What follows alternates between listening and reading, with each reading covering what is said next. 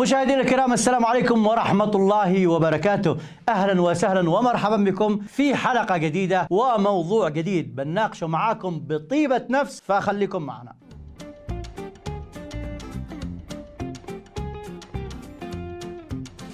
يدور جدل كبير في المجامع الفقهية والقانونية حول القات لتحديد الحكم الفقهي، بالرغم من إدراج منظمة الصحة العالمية له ضمن قائمة المواد المخدرة عام 1973، بعدما أثبتت أبحاث المنظمة التي استمرت 6 سنوات احتواء نبتة القات على مادتي نروسبيدوفيدرين والكاثين المشابهتين في تأثيرهما للأميفيتامينات. وينتشر تعاطي القات على نطاق واسع في اليمن والصومال وجيبوتي وإريتريا وأثيوبيا وكينيا وتنزانيا وأوغندا وجنوب أفريقيا. طبعا تزرع شجرة القات على المرتفعات الجبلية والهضاب البالغ ارتفاعها حوالي 800 متر من سطح البحر، ويصل طول الشجرة أحيانا إلى 6 أقدام، وتعتبر من النباتات المعمرة يعني دائمة الخضرة، وذات قدرة كبيرة على تحمل تقلبات الطقس والمواد اللي سبق ذكرته المكونة لنبتة القات، حيث تتسبب إفراز بعض المواد الكيميائية التي تعمل على تحفيز الخلايا العصبية، مما يقلل الشعور بالإجهاد والتعب ويزيد القدرة على التركيز في الساعات الأولى للتعاطي، ثم يعقب ذلك شعور بالاكتئاب والقلق، يعني تخزن تنشط، بعدها تعب وضبح وضجر وقلق. طبعا كل المخزنين عارفين هذا الكلام. وقبل ما نتكلم أكثر عن ده الموضوع، خلونا نشوف رأي الناس ونرجع لكم.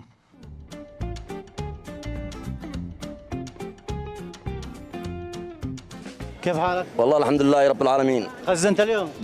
كم ما خزن؟ اكيد ايه. اليوم والله خزنا. مش تخازن لي تخازن بس قد يضيع وقت. لا تشتغل اخزن. احنا رياضيين ما نخزن. مخزن مكيف. اوه.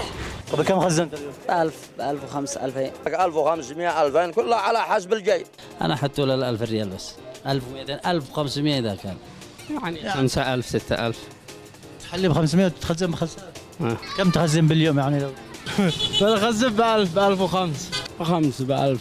100000 انا قرحه، 3 قرحه، 5 قرحه، 100000 قرحه. يعني 3000 4000.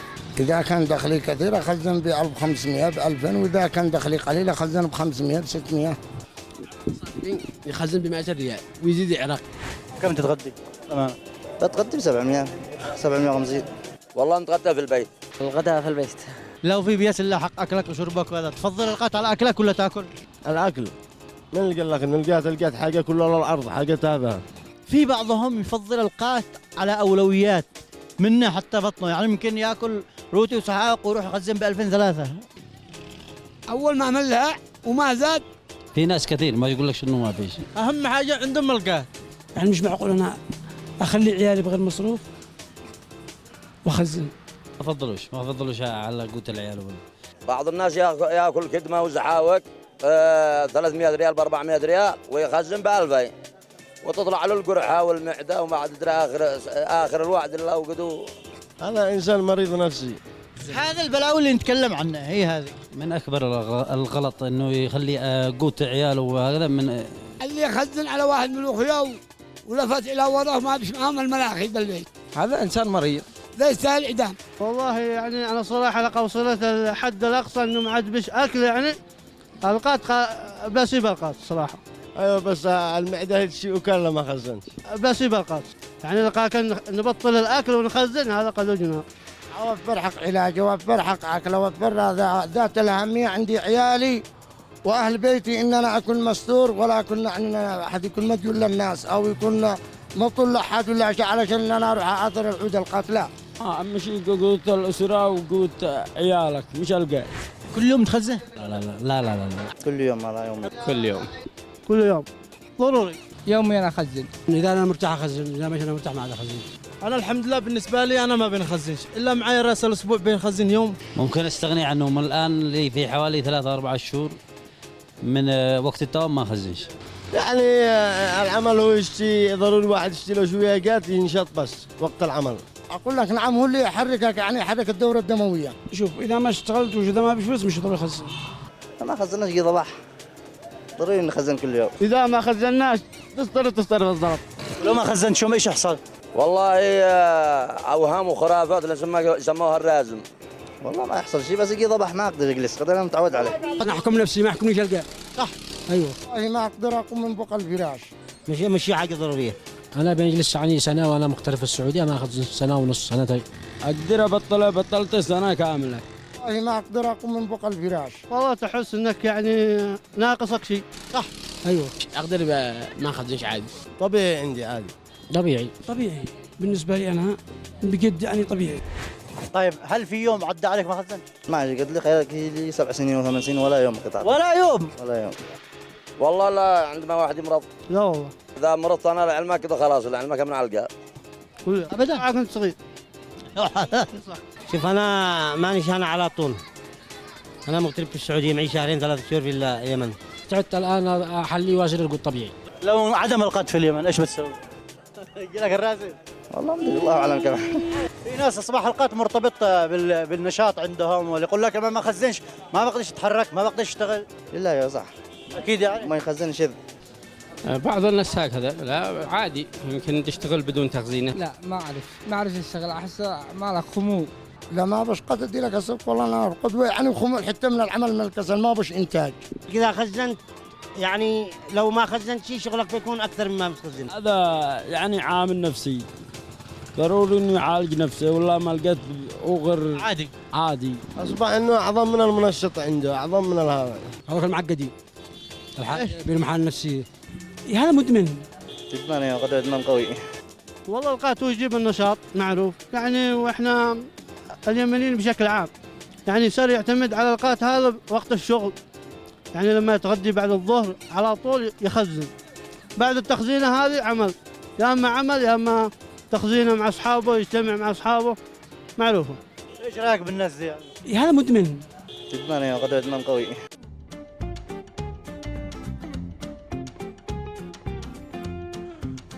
طبعا مهما قلنا وزدنا الكل بيخزن. قلنا لهم سم، مرض، اكتئاب، حالة نفسية، للآن ما فيش حد بطل يخزن، إلا لو كان من المخزنين الغير يعني متعمقين في تعاطي القات، وبعد عزيمة وإرادة ويمكن ظروف يعني بطل القات أو خفف منه. لكن المبدعين والمدمنين تعاطيه أصبح فراقه مستحيل. خلونا نتعرف على شياطين القات الثمانية. أيوة، للقات 8 شياطين رسمية، وكل شيطان مكلف بعمل مختلف عن الآخر، وهم: الأول دهدهان، والدهدهاء بلغتنا هي الوسوسة الممزوجة بالدفع لفعل الشيء وارتكابه.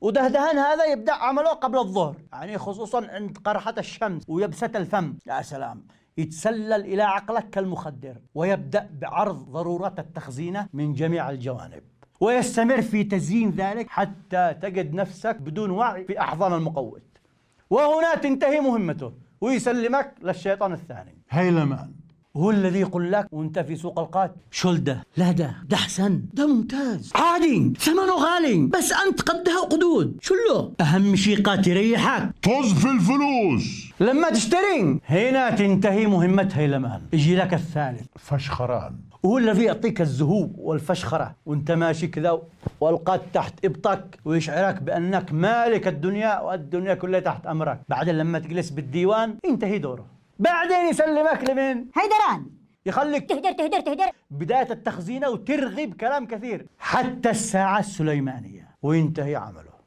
الخامس صينفان، هو اللي يجعلك تصنف وتفكر بالبناء والتشييد، وتعمل مشاريع وتهين في عالم المال والأعمال، وتصور لنفسك أفكار بعيدة عن الواقع. لما تنتهي جلسة القات يفلت لك ويستلمك السادس نيدمان، وهو الذي يأتيك بعد انتهاء مفعول القات ويقول لك: انت غبي، حرام تخزن بكذا وكذا، انت مسرف، اولادك وزوجتك احق، خاف ربك يا ظالم. ويظل يلومك حتى تقول: والله ما عاد اخزن بكره ولا اروح عند مقوت.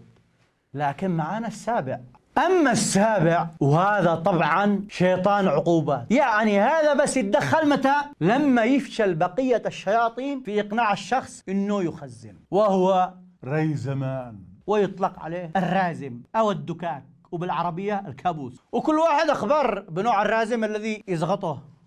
الثامن هذا مصبحان، وهذا الشيطان يظهر للمخزن عادوا قم من النوم، يعني يقوم ويقعد شاحب من السهر والسم والمشاكل وقلة الأكل، ويروح العمل وهم صابح، بعدها يصطبح وتتحسن نفسيته قليل كذا وشوية كذا، بس خصوصا إذا حصل شوية فلوس يجي له الشيطان الأول دهدهان يسحبه من أذنه لأحضان المقوت، وهكذا كل يوم مثل جمال المعصرة تستمر الحكاية جيلا بعد جيل.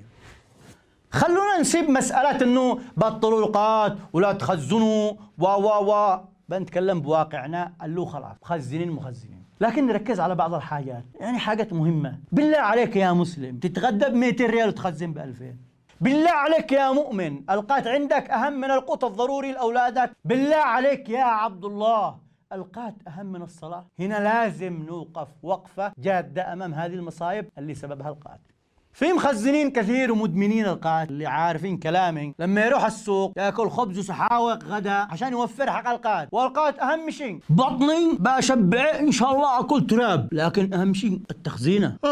وغيره سايب بيته محتاجين اقل الضروريات وعنده اهم الضروريات القات، واللي سهران بلا نوم بلاءك سبب القات، وغير المشاكل الصحية، مشاكل عائلية، ضابح زهقان ما يستحملش حد يكلمه ولا يطيق حد، وصياح مع زوجته وعياله، غير الرازم اللي يجي له لو ما خزن، والضبح والزهق والهم والكسل. خلاص أصبح القات يعني هو حقه المنشط، خزن نشط واشتغل، ما خزن خلاص رقد وكسل وضبح واقترب يومه جحيم. والمصيبة الأعظم اللي يدخل وقت الصلاة وهو مخزن. يا مسلم يا مؤمن يا عبد الله سيب صلاتك عشان خايف تخرج القات من لقفك، والشيطان يعني يزيد يطلع لك الطعم للقات ويخليك مخدر ولا يهمك صلاة ولا عبادة، تجلس لما مسمر بمكانك عشان القات، يعني ساعات بالساعات جالس بمكانك مسمر عشان القات، و5 دقائق عشان الصلاة تبخل فيها. اتق الله. شوف القات إلى الثمانينات ونحن كنا نخزن في كل. أنا كنت أسافر الأردن ومعي أشيل القات معي، أوصل مطار عمان أنزل اتصل بأصحابي أنزل أخزنهم، أروح القاهرة وأخزن معنا يعني زملاء هناك نحصل القات ونخزن مع بعض. في كثير من الدول كان القات يعتبر زي المنبهات، زي الشاي زي القهوة، ما كانش أي حظر. كان الوهابي السعودي حاول أن يطرح على القات ويدرجوه في قائمة المخدرات، والقات هو مش بقائمة المخدرات. والله شوف موضوع القات هو موضوع منتشر في معظم الدول، يعني دول تزرعه ودول أيضا يوصل إليها عن طريق تهريب أو تجار يعني متخصصين في جانب القات يعني. فبالنسبة للزراعة هو طبعا يزرع في أثيوبيا وفي الصومال واليمن، هذا كشكل رسمي يعني. وكذلك في جنوب أفريقيا أيضا خزنت أنا هناك في جنوب أفريقيا، خزنت في أثيوبيا، خزنت يعني طبعا في بعض الدول من ضمنها خزنت في لبنان، في الصين، برضو في أمريكا، كذلك موجود في بريطانيا بس ما خزنت يعني. فبيدخل عن طريق تهريب والأمور واضحة يعني، مش إنه تهريب لكن بيدخل كتجارة يعني عند تجار يعني. في دول يصنفوه كنوع من أنواع المخدرات يعني ممنوع. العالم كله يصنفوه كنوع من أنواع المنشطات، يعني ليس مخدرات ولكن كنوع من أنواع المنشطات. وفعلا القات يوجد فيه تقريبا 4 أصناف أو 4 أنواع من المنشطات حقيقة يعني. حتى احنا كرياضيين لان انا رياضي وحكم دولي كنا نصنفها زمان انه منشط ويمنع تناول القات للرياضيين، لانه يظل اثناء الفحص اللاعبين ايوه في اللاعبين اثناء الفحص يستمر محلول القات او ممزوج القات في الجسم 56 يوم. نعم، وقد يوصل الى سنوات يعني في تحاليل اخرى. نعم. وبعدين الخسارة المادية ما عادش تقتصر على القات بس يعني لوحده، لا، باقي الملحقات، مشروب غازي، ماء معسل، سجاير، إضافة إلى البعض يعني يستخدم حبوب يسموها حق الأسنان وهي أصلا مخدرة، والله أعلم.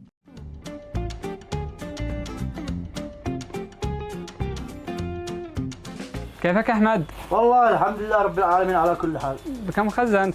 يا أخي سيب القات، كم خزنت؟ مو خزنا على قدر الفلوس، 1000 ريال بس. وين تخزن؟ والله بشيل لي التوابع حق القات، البيبسي، المي، المحروقات دي حق القات، واروح الاستراحه اخزن. لو سمحت هات لي بيبسي وهات لي قاروره مي وسيجاره، وهذيك حق الضرس، الحبه حق الضرس معك ولا لا؟ تمام، هات لي وحده.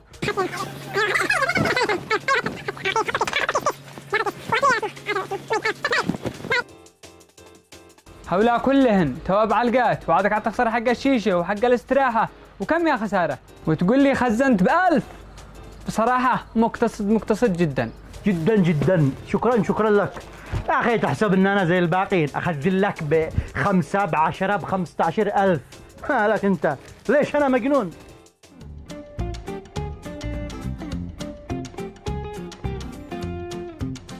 لا ننساش الآن قد في تكلفة إضافية، مغاسل القات، مغسلة خاصة يعني للقات. بس كيف بدأت الفكرة؟ هذه يا أخي أنا بالمشروع هذه بإمكانيتي سرحت أغسل القات في السوق بزيت الصحة الأولى ب100، الصحة الثانية ب100 والني 200، الصحة الثالثة ب300، يعني ما كفيش الماء. أصير أدي للحمام العام في سطح أغسل له أجيه مكانه أوسخ. فكرت أنا بالفكرة هذه بعد ما خزنت، قلت والله معذر المشروع. وتقريبا الحاجة الوحيدة اللي حاليا صدرناها للخارج وأسرفنا الغرب فيها هي القات. القات وصل لعدة دول من الصين وبريطانيا. بيع القات داخل مدينة ليفربول.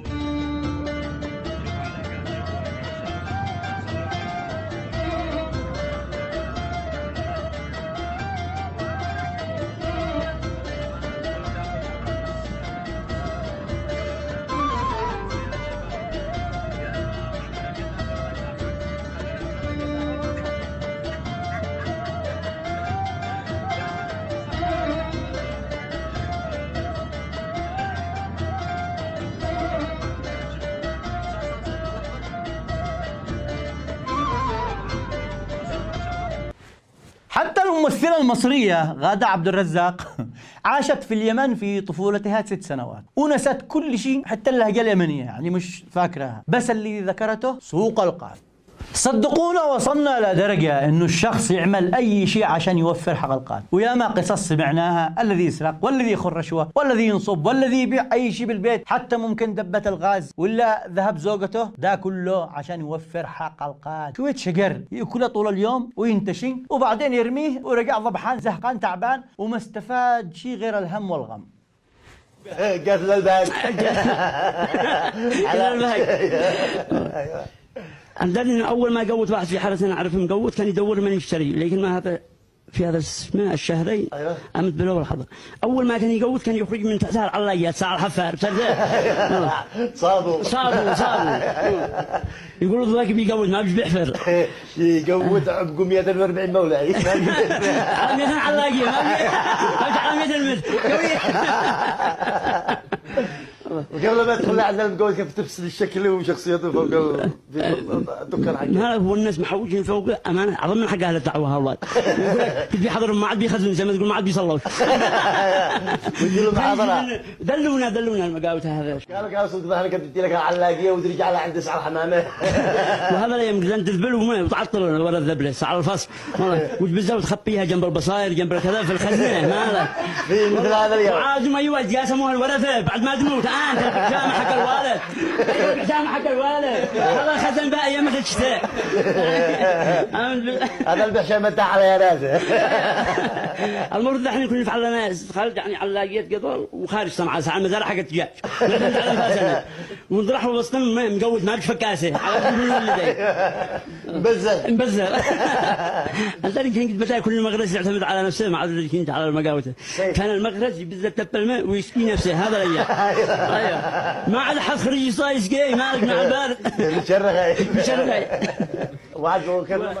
في ناس ميسورين يعني يخزن بمبالغ خياليه، ولو شاف مسكين بسوق القات يشتري حق الغداء ما يسخش يخرج له 100 ريال، وقد خرج آلاف للمقوت، ولا يشتري من صاحب بسطه مسكين حاجه بسيطه وجلس يكارحه ويبايعه ساعه عشان 150 ريال، وعند المقوت يدفع الآلاف وهو مبتسم. ليش يا ناس؟ ليش أصبح القات أهم من بيتك، من أهلك، من عائلتك؟ ليش أصبح القات أهم من صلاتك، من صدقتك، من حياتك؟ ليش أصبح أهم منك شخصيا؟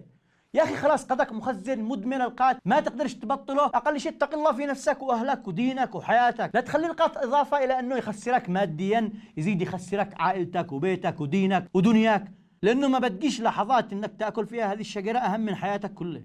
اللهم اهدي المخزنين، والحمد لله الذي حماني من القات وإدمانه. عشان ما حد بعدين يقول لك بيتكلم عن القات والمخزنين واكبر مخزن. الحمد لله من يوم ما خلقت ما عرفت طعم القات، واتمنى من الله انه يحمي الجيل الجديد الصاعد من هذه البلوى، ويجي يوم ويصبح تخزين القات يعني شيء من الماضي وعادة قديمة وانتهت وانقرضت. مشاهدينا الكرام في كل مكان، إلى هنا انتهت حلقة اليوم وموضوع اليوم، إلى أن نلتقي إن شاء الله في حلقة جديدة وموضوع جديد بنناقشه معاكم بطيبة نفس. دمتم بخير.